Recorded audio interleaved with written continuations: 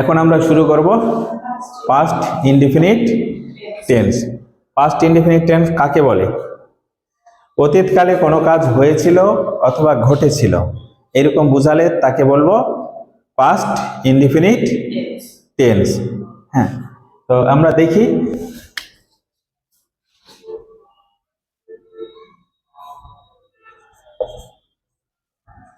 তুমি একটি কলম কিনেছিলে। এটা আজকের কাজ নয়, কিন্তু একদিন আগেকার কাজ। হ্যাঁ, তুমি একটা কলম কিনেছিলে, অতীতের কাজ, এই জন্য এটা পাস্ট ইনডিফিনিট টেন্স। তাহলে আমরা করব কি, ইউ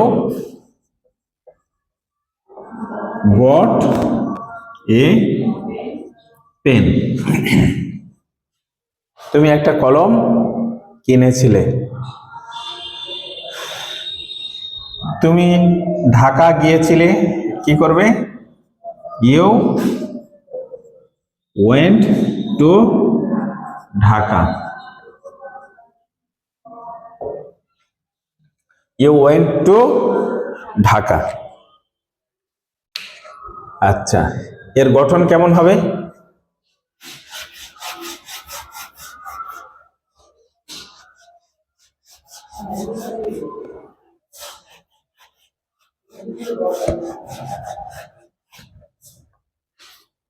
এর গঠনটা হবে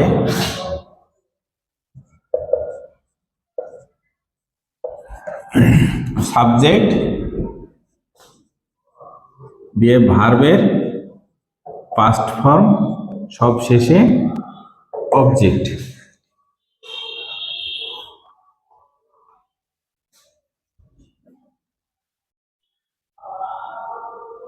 তুমি কলেজে গিয়েছিলে।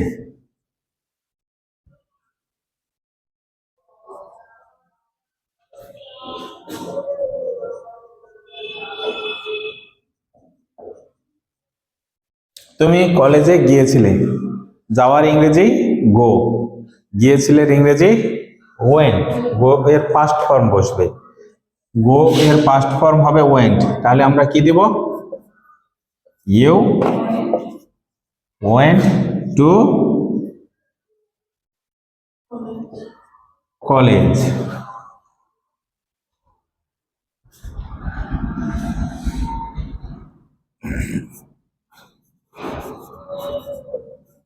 মেয়েটি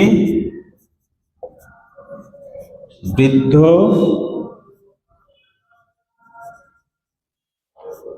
লোকটিকে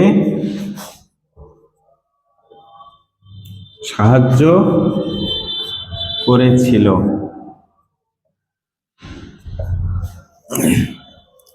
তাহলে কি হবে? The girl, HELPED, past tense, help the old man। ঠিক আছে, সাবজেক্ট দিয়ে ভার্বের পাস্ট ফর্ম, আর সব শেষে দেব আমরা অবজেক্ট। আর এটাই হলো পাস্ট ইনডিফিনিট টেন্সের গঠন।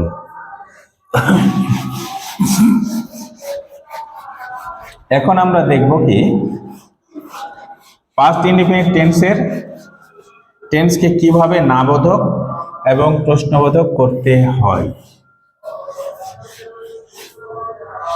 পাস্ট ইনডিফিনিট টেন্সের বাক্যকে নাবোধক করতে গেলে সাবজেক্টের পরে ডিড নট, আর প্রশ্নবোধক করতে গেলে ডিডকে শুধুমাত্র সাবজেক্টের পূর্বে বসাতে হয়। হ্যাঁ, একটা উদাহরণ দেই। You went to school. তুমি স্কুলে গিয়েছিলে। গো মানে যাওয়া, আর ওয়েন্ট মানে গিয়েছিলে। তো এই বাক্যকে যদি আমরা নেগেটিভ করতে চাই তাহলে সাবজেক্টের পরে দেব ডিড নট এবং পরের ভার্বের দেব ওয়েন্টের প্রেজেন্ট ফর্ম, ভার্বের প্রেজেন্ট ফর্ম। তাহলে কি হবে? You did not go to school. Do এর পাস্ট ফর্ম ডিড। এখানে যখন আমরা ডিড দেব তখন পরের ভার্ব দেব প্রেজেন্ট ফর্ম। হ্যাঁ, you did not go to school. আর যদি প্রশ্নবোধক করো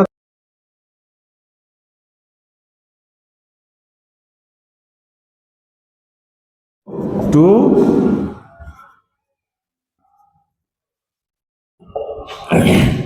স্কুল। ডিডকে শুধুমাত্র আমরা সাবজেক্টের পূর্বে বসালাম আর ভার্বের কি প্রেজেন্ট ফর্ম। এইখানেই শুধুমাত্র ছাত্রছাত্রীরা ভুল করে, উত্তর লিখতে গেলে এই জায়গাতেই ভুল হয়ে যায়। আচ্ছা, আরো দুটা উদাহরণ দেই।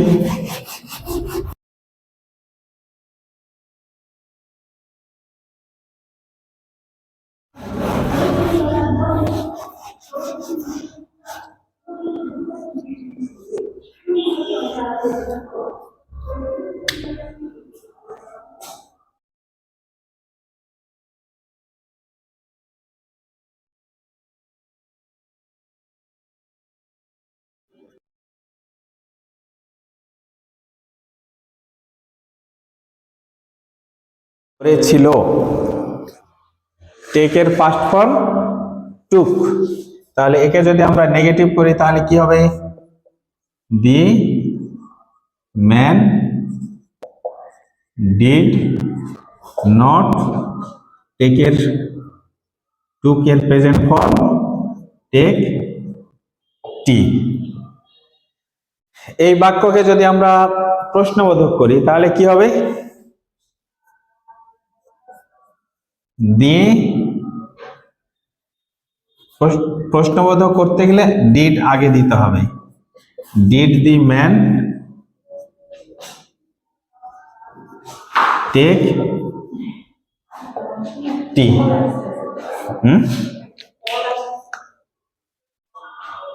Take tea.